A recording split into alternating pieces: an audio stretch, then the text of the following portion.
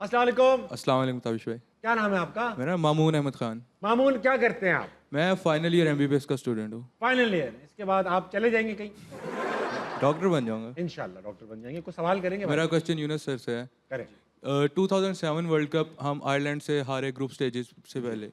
तो क्या होता है उसके बाद हमारे कोच की डेथ होगी, तो वो कितना हार्ड टाइम था टीम के लिए।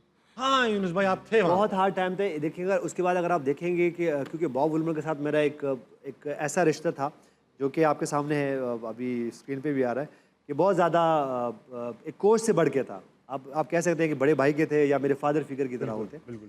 तो मामून उसमें ये हुआ कि उसका इफ़ेक्ट इतना हुआ कि मैं वाइस कैप्टन था, मुझे कैप्टन बनना था। और मैं एक ऐसा, मुझे लगता है कि क्योंकि मैं जिस शेप में था, जो मेरी फिटनेस थी, जो मेरी परफॉर्मेंसेस थी, तो मुझे अगले 10 साल के लिए कप्तान बनना था उसके लिए।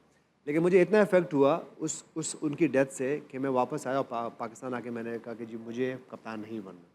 इतना इम्पैक्ट हुआ उसका, क्योंकि मुझे लगा कि अगर बॉब वुलमर मेरे साथ होते तो आज, बड़ी बात नहीं कर रहे, लेकिन आज पाकिस्तान की क्रिकेट कुछ और ही शेप में होती। बिल्कुल, डेफिनेटली। बॉब वुलमर के लिए एक बार तालियां होनी चाहिए। मतलब ग्रेट कोच।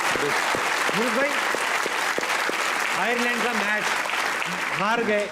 बॉब वुलमर से आखिरी बातचीत किसकी हुई थी और कुछ क्या बातचीत हुई थी, कुछ पता है? देखिए, मैं अभी पिछले दिनों ये बात मेंशन भी कर रहा था कि वो वाहिद मैच है कि बॉब वुलमर के साथ मैच के बाद मेरी बात नहीं हो सकी। जब भी मैच खेलते थे, मैच हारे या जीते, शाम में बॉब वुलमर या मेरे कमरे में या मैं उनके कमरे में या कि जाके लॉबी में या जैसे होटल्स में छोटे से बार बने होते हैं तो उसमें बैठ के हम जाके कोई ड्रिंक कर लिया, कोई वो वाली ड्रिंक नहीं, वो वाली? जी हाँ, ये अपनी हलाल ड्रिंक ले ली और अपने उस डिस्कशन की मैच पे कि यार आज ये पॉजिटिव थे, ये नेगेटिव थे, हम मैच जीते, अगर मैच हारे तो क्यों हारे। इत्तेफाक से हम, क्योंकि मैं खुद मेरे ख्याल से एक आधा रन या ज़ीरो करके मैं आउट हुआ था इस मैच में, तो इतनी एम्बैरसमेंट थी कि मैं जैसे ही मैच ख़त्म हुआ, हम कमरे में गए, अपने आप को बंद किया और उसके बाद इवन ब्रेकफास्ट पे भी सुबह तक बंद रहे और फिर 10-11 बजे पता चला जी बॉब वुलमर हमारे साथ नहीं है। तो इतना इम्पैक्ट हुआ और मेरे ख्याल से मैं फिर ये बात कहूँगा कि अगर बॉब होते तो शायद ये हमारी क्रिकेट जो है आज पता नहीं कौन से शेप में होती।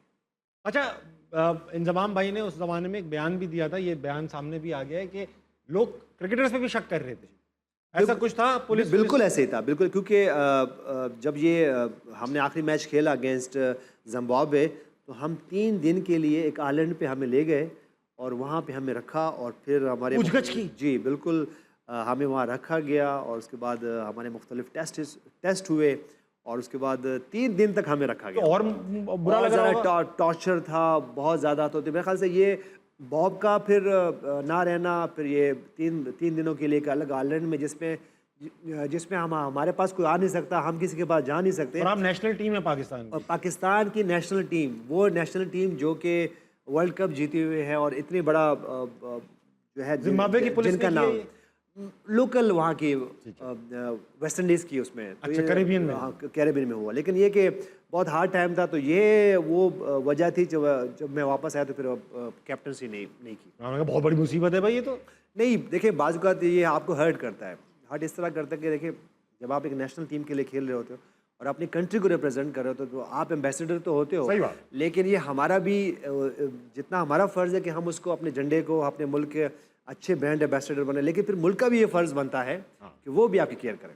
ये बहुत इंपॉर्टेंट कर दी भाई।